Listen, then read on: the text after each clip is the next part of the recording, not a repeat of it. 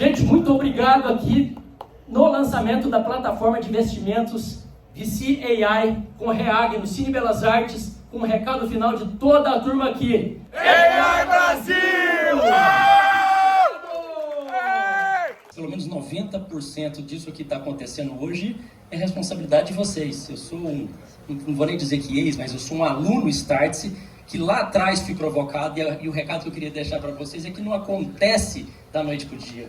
É gradualmente e de repente. Aqui estamos. Mas isso começou talvez numa aula lá que ele falou dessa tal encrenca de ambidestria e eu voltei desorientado para minha empresa falando, pô, o negócio está acontecendo, eu preciso fazer alguma coisa. Legal vocês saberem, estou falando isso para vocês, que em 2016 vocês quiseram construir alguma coisa e os frutos estão nascendo agora, tá? Não nasceu talvez todos no mesmo dia. Obrigado, muito honrado pela presença de vocês, muito honrado por vocês. Para ajudar na decisão de vocês aí, quem está aqui tentando buscar investimento, quem está aqui numa organização tentando tomar a melhor decisão, as melhores decisões, ou para quem está aqui também tentando alocar o capital, o seu capital, capital dos outros, ou como está gerindo. Com eu com 15 anos, meu pai me dando um TK2000, um computadorzinho de plástico, ligava na TV, tem uns coroas aqui que sabem o que é isso, ligava na TV, ou eu assistia a TV, ou eu brincava de computador, ou minha mãe assistia a novela, tá? Mas a coisa mais importante é que naquela época eu liguei, e aquela máquina ligou e começou a piscar, e ela começou tipo, me perguntar, o que você quer de mim? Ela estava pedindo um prompt. Estão comigo? Legal. Daí, rapidamente depois, 25 anos atrás, eu li uns livros do malucão, do Kurzweil, que mostrava que já existiam máquinas capazes de desenhar imagens, escrever poemas. E eu pensei, que magia. Não é meio mágico isso? Tá bom. Aí em 2020, eu e os meus amigos lá escrevemos da Startse, Pierre e o Júnior, escrevemos um livro chamado Organizações Infinitas. E era muito maluco, porque eu brincava com o tal dos GPT, GPT-2, depois GPT-3. E era muito mágico, cara, pegar textos que eu tinha escrito, jogar naquela máquina mágica e ela me devolver parágrafos. Vocês não acham mágico esse tipo de coisa? E aí, na época, o livro foi editado, foi em 2021 que saiu, o prefácio foi escrito pelo GPT, que eu adoro pagar de visionário agora, né, com esse negócio. Mas, pessoal, esse mundo segue muito mágico e semana passada eu sofri mais um efeito dessa magia. Eu peguei todo o conteúdo do livro, o PDF, e prontei inteiro ele, assim. Não é legal? Cara, eu não sei, eu acho muito mágico isso. Eu peguei lá do Google, o Notebook ML, e prontei o conteúdo inteiro do livro, assim, o PDF, que eu tinha, né? Joguei ele inteiro lá. E apertei num botão e disse assim, você quer que eu gere um podcast para você desse conteúdão aí? E eu acho que processou uns 15, 20 minutos, e em 20 minutos ele processou um podcast de 9 minutos, daquele negócio. Cara, magia pura, meu. Magia pura. Precisa ver mas é tudo em inglês. O conteúdo do livro está em português, mas só o podcast saiu em inglês. E aí era um cara e uma mulher falando do livro. Conhece esse livro? É muito bacana. Né? Cara, tem que escutar isso aí, ó. So today we're diving into something that I think is really at the heart of every business owner who is in it for the long haul. Yeah. Which is, how do you build a company that doesn't just survive, but thrive? Not even survive, like, barely making it, but actually achieves enduring success. Exactly, yeah. So how do you build a company that doesn't just eke it out year after year, but is really thriving? And I think, we can look at a company like Blockbuster. Oh, yeah. Pera aí. A minha estratégia era torturar vocês 9 minutos, mas não vai dar. Mas, cara, você não acha mágico isso? É coisa do livro mesmo, cara. Pega uns trechos lá que fala e comenta. Cara, eu achei muito mágico isso. Não consegui dormir de sábado para domingo brincando com o negócio. Mas na verdade eu fiz essa brincadeira toda para vocês para dizer só uma coisa que eu acho que é muito sério aqui na vida de todos nós. Tudo é mágico até a gente entender como funciona, não é? Depois que entender como funciona, perde um pouco da magia, não é isso? Se eu tirar um coelho da cartola, todo mundo aplaude e diz o cru é mágico. Se eu mostrar onde é que eu escondi o coelhinho, todo mundo vai dizer saquei, não é isso? Então, talvez um recado muito forte para todos nós aqui que estamos tentando desenvolver, uma coisa muito séria que eu aprendi é que empresários, executivos, investidores, a maioria deles não gosta de gastar tempo e dinheiro em coisas que não entende. Ok? Então isso temos que dobrar melhor essa comunicação para fora. Se complicar demais, não vai vender. Então no fundo é aprender a vender. Estão comigo na reflexão? Ok? Eu acho que isso é muito, muito sério. Ainda existe lá fora, isso aqui é um grupo muito especial, mas esse antropomorfismo, muita gente lá fora acha que há uma criatura. Não minimize isso em qualquer movimento que fizer com o que está acontecendo, o que vai acontecer, certo? Isso é empatia profunda e isso é aprender a vender. Legal? Tá bom. E aí eu fiz toda essa onda aqui porque eu fiquei lembrando, eu e o Pedro, da origem, porque o Pedro me vendeu um tempo atrás. Eu morava nos Estados Unidos e estava passando uma temporada lá, e o Pedro me vendeu voltar para o Brasil. Eu estava voltando para entrar numa aventura chamada Startse. E aí a gente entrou numa aventura, faz quase 10 anos isso, né? 9 anos e tal. E eu me lembro, eu fui recapitular umas imagens disso. Eu me lembro lá no início, há 10 anos atrás, nós trazendo esse tema de startup e educando as pessoas, simplificando, fazendo entender, isso não é magia, isso é ciência. E não startup com aquela coisa legal de foguetinho, de botar escorregador e balanço, né? Mas entender que isso é uma ciência de gestão, isso é tinkering, isso é lógico, isso é racional, dependendo do tipo de venture que tu quer tocar. Eu me lembro a gente criar em Invest Class, criando essa mentalidade para todo mundo poder entender essa lógica diferente de fazer esse investimento mais de um capital mais de risco, essa ideia de runway, de burn rate, esse modelo mental de criar soluções. E eu dei um fast forward para frente, acabei de ler um livro chamado Venture Mindset, um livro novo sobre esse mundo mesmo de investimento, e olha que legal uma notícia lá, ó.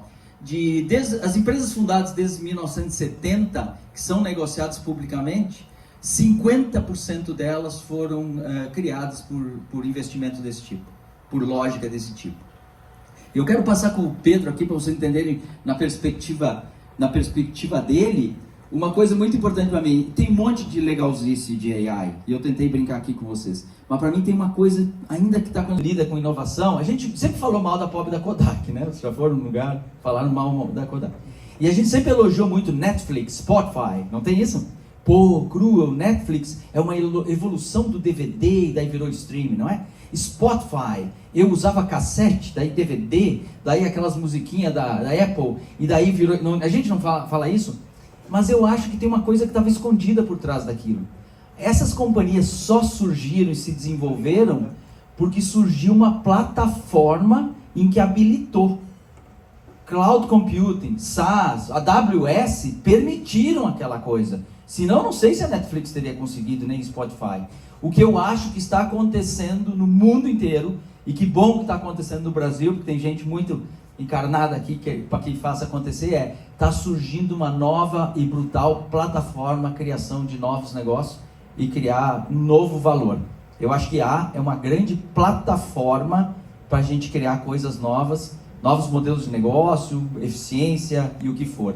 E aí, na verdade, assim, será que é época de investir ou de assistir? Isso é a pergunta aí que eu devolvo para vocês, mas daí eu passo aqui para o meu amigo Pedro, para ele elaborar ideias também para vocês e vocês terem opinião. Obrigado, Cru, obrigado a todos vocês aqui pelo convite de estar aqui, por esse grupo, uma oportunidade bacana. Eu estou só muito preocupado aqui, que seguramente eu sou mais burro que esse grupo todo que falou até agora, aqui, porque o nível de pensamento dessa turma aqui, o meu infelizmente não acompanha, mas vou tentar me virar aqui com as perspectivas que eu conheço um pouco. Mas vamos lá. Eu acho que quando a gente olha para essas tecnologias, eu vou me apresentar rápido aqui também na entrada. Eu fui muito tempo no mercado financeiro, na XP Investimentos, e em 2016 eu saí da XP e fui passar um tempo no Vale do Silício. E lá ficou claro, um pouco do que o Cru falou agora, que o somatório de tecnologias que estavam se desenvolvendo estavam permitindo a criação de novos modelos de negócio, mas que basicamente eles estavam impactando muito o custo de empreender despencou. Ou seja, as barreiras de entrada para se criar um negócio caíram, por consequência a competição aumentou, por consequência aquelas empresas que tivessem um olhar mais focado no cliente teriam a oportunidade de nascer numa condição diferente dos incumbentes até então, que tinham tido muito sucesso em criar suas barreiras, suas proteções, e como o mercado estava mais concentrado em quem tinha oferta do que quem tinha demanda, quem tinha oferta mandava no mercado. E essa transformação era relevante o suficiente para nos fazer acreditar que se a gente empreendesse empresas naquele momento, a gente teria talvez uma oportunidade única de criar negócios atacando incumbentes relevantes, e como a gente tinha uma história mais ligada ao mercado financeiro, que é um mercado de profit pool gigantesco, tu tinha uma oportunidade de criar negócios de valor relevante lá dentro. E aí nesse momento eu estava com outros 3 sócios, 2 eram da XP, e a gente resolveu empreender empresas como investidores no mercado financeiro, mas a gente entendeu que estar na Startse naquele momento era um lugar importante, porque nos daria uma cadeira privilegiada para enxergar o mercado e ver as evoluções do mercado que estava acontecendo. E ficou muito claro para a gente também que o que nos faria ser relevante no tempo não era a história que a gente tinha contado, tampouco o dinheiro que a gente tinha conseguido, né, levantar com a XP na época. O que nos faria ser relevante no tempo era a nossa capacidade de continuar evoluindo e aprendendo. E eu acho que essa talvez é um motivo pelo qual eu fico feliz de estar aqui, porque esse grupo seguramente é um grupo que está na fronteira mais no limite da fronteira da capacidade de evolução, e isso nos garante, pelo menos, tentar ter mais sucesso no tempo. E aí a gente conseguiu ter a sorte de encontrar bons empreendedores, Warren, Fitbank, próprio Startse, Monkey, Vortex, View, Conta Simples, Lovin, GBM, BMC, e depois acabou a Realize, que é uma gestora, e a gente criou a NVA, que é a nossa gestora, uma gestora de capital proprietário, não é uma gestora que faz gestão para terceiros, para fazer a gestão desse portfólio aqui. E o que está por trás, assim, da nossa visão em relação a essas evoluções do mercado? Basicamente, as curvas aqui, né? A gente, quando empreende alguma coisa, a gente começa naquela linha lá de baixo, tentando criar alguma proposta, algum serviço, algum produto que tenha um diferencial no mercado. Algumas vezes dá errado, muitas vezes dá errado, mas algumas vezes dão certo. Quando dá certo, a gente passa a colocar a gestão no processo para buscar uma melhoria incremental, tudo melhor. Quanto melhor, mais escala, mais força, mais rentável, mais lucro, mais distribuição, mais mercado. Só que chega uma hora que não adianta melhorar o processo, eu tenho que transformar o processo. Porque aquele meu processo chegou no limite da capacidade dele. Só que, infelizmente, ou felizmente, para quem gosta de atacar incumbentes, normalmente quando a gente começa um novo processo, ele começa pior do que o tradicional. Um pouco disso do que o Cru falou, puta, eu não invisto onde não entendo, eu não quero me meter onde não funciona. E quando a gente começa a atacar o mercado de uma forma diferente do que a gente atacava, aquela experiência inicial ela é pior. E é por isso que a grande maioria das empresas não consegue fazer inovação. Porque ao começar alguma coisa que é pior do que eu tenho, eu abandono o novo e volto para o passado, entendendo que aquela atitude é uma atitude conservadora. Então, puta, já que está pior, deixa eu estopar aqui e voltar para o padrão. E quando eu volto para o padrão anterior, eu sinto um alívio. Ufa, acabou o problema, acabou a fricção, agora estou tranquilo. Mas quando a gente começa a enxergar o mercado de ciclos mais curtos, ao fazer isso, a gente passou a tomar um risco talvez maior do que insistir no novo processo, que é o risco da disrupção. Qual é que é o grande dilema e o drama que a gente está vivendo hoje? Esses ciclos cada vez mais curtos nos fazem ter, invariavelmente, uma lógica de ambidestria dentro das empresas, dentro dos fundos, dos investidores, dentro das carteiras, porque se eu simplesmente quiser escalar aquilo que eu criei, é possível que eu tenha 1, 2, 3, 5 anos de uma vida bacana, mas é muito provável que daqui a 3, 4, 5 anos eu não tenha mais nada. À medida que eu tenho ciclos mais curtos. E aí, quando eu trago essa perspectiva para o mundo de AI, eu vejo que a gente tem na Startse, a gente acredita que a inovação ela acontece de 4 formas: inovação incremental, novos negócios, inovação disruptiva e moonshot. AI ela afeta isso de uma forma muito relevante em todos os aspectos. Então, por que a gente tá na frente de uma situação tão, talvez, uma mudança tão relevante, tão significativa no mercado? Porque todos esses negócios eles são impactados por AI. Então, desde os processos incrementais dentro da organização, e para isso eu necessito de que todo o time trabalhe com isso, porque cada pessoa deve ser responsável por seu objetivo e trazer as melhores formas para chegar ao seu objetivo. Isso é uma mudança de perspectiva, uma mudança de gestão, uma mudança de incentivos internos. Eu preciso olhar para novos negócios e eu não estou mais olhando necessariamente para negócios que são correlacionados ao que eu faço. A Startse é educação, faço curso 1, faço curso 2. Não, eu sou educação, agora eu monto uma área de conteúdo e monto uma fintech para financiar os meus clientes. Então, como é que eu consigo olhar para outros mercados, entendendo que se eu conseguir trazer tecnologia, eu consigo melhorar, reduzir CAC, aumentar a LTV ou tirar alguma fricção do processo?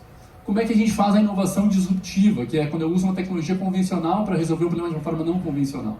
Né? E como é que eu faço para uma empresa estabelecida, para um incumbente, fazer a inovação disruptiva? Acho que o Bob falou aqui antes que, na última linha aqui do slide dele, ele dizia pessoas nas suas casas, nos seus basements, vão fazer disrupção em grandes negócios dos incumbentes estabelecidos. Como é que eu consigo trazer isso? E aí vamos lembrar que é muito pouco provável que uma empresa de incumbente ela faça uma disrupção na mesma. porque uma empresa tem muita dificuldade de atacar ela própria. Acho que o case da Kodak é fácil falar, mas eu quero ver quem é que estaria na cadeira do cara da Kodak e faria um ataque frontal contra o seu próprio negócio, sendo uma empresa do tamanho que ela era.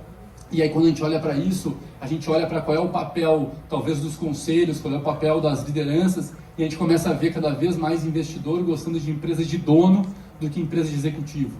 Porque o dono está disposto a pagar o preço da disrupção, pagar o preço daquela fricção inicial em prol da sustentação do negócio no tempo para deixar a empresa para os filhos e para os netos. E necessariamente, quase que invariavelmente, o executivo, alinhado com os próximos 6 meses, 2 anos da empresa, ele não está disposto a pagar o preço do curto prazo porque ele não tem o benefício do longo prazo. E aí, por fim, a gente olha para os moonshots, que é quando eu uso uma tecnologia não convencional para resolver um problema de forma não convencional. Aqui são 2 riscos muito relevantes, mas quando dão certo eles mudam o mundo. E seguramente aqui dentro de AI hoje a gente tem várias perspectivas para olhar para isso. Então, eu queria concluir aqui dando todos vocês a olharem para isso e fazendo uma provocação que é o seguinte: em que momento que as empresas estabelecidas ou os investidores tradicionais eles vão olhar para uma inovação? Em que momento eles vão olhar para uma inovação? Olhando para esse gráfico aqui, em que momento eles vão olhar para a inovação? Em geral, ele vai olhar quando a inovação já aconteceu. Quando ele já não tem um negócio dele sustentando a estrutura como estava no passado, então ela já está na descendente, e naquele momento ele vai ter que empreender uma nova forma de fazer que no início vai custar mais do que trazer benefício. E é por isso que as empresas hoje têm ciclos de vidas mais curtos. Em 1960, as empresas do evento do S&P ficavam 60 anos entre as maiores do mundo. Hoje em dia ficam menos. Tem a capacidade de sustentar o momento inicial da fricção, né, a curva para baixo. Aonde que o VC entra nesse processo? Ele fala assim: eu existo para suportar, eu existo para tirar a preocupação de curto prazo dos empreendedores. Então, se eu acredito que você tem uma boa tese e tem uma tese boa o suficiente para disruptar uma indústria anterior, eu te tiro a preocupação do curto prazo e crio uma condição para te poder criar o teu negócio, porque no momento que você der certo, o payback que eu vou ter nessa operação é suficiente para pagar os experimentos que eu fiz aqui. E isso me parece uma visão moderna, mas me parece uma visão que todo mundo tem que trabalhar, porque hoje o meu desafio é como é que eu maximizo o meu presente para que ele consiga pagar né, a minha estrutura e gere resultado, e um pedaço desse resultado eu vou investir na criação do novo, não porque eu sou arriscado, não porque eu gosto de risco, mas porque eu sou conservador. Porque se meu ciclo vai acabar, eu quero estar preparado para no dia que ele acabar, eu tô já ancorado no próximo ciclo, que vai fazer com que eu tenha os meus ciclos de perpetuidade. Então é isso, obrigado pela oportunidade aí.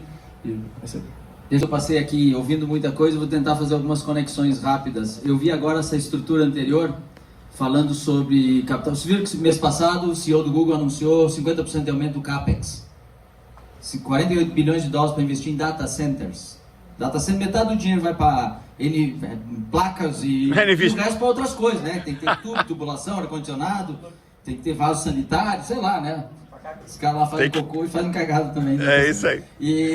Então tem esse mundo todo aí que está acontecendo. A gente vê, nós educamos dezenas de milhares de pessoas no Brasil nesse tema, de board das maiores companhias a todas as lideranças das empresas. Então sim, tem inteligência de dados, tem essa IA mais preditiva, né? Vamos chamar de boring AI, porque é muito cientista de dados e tal.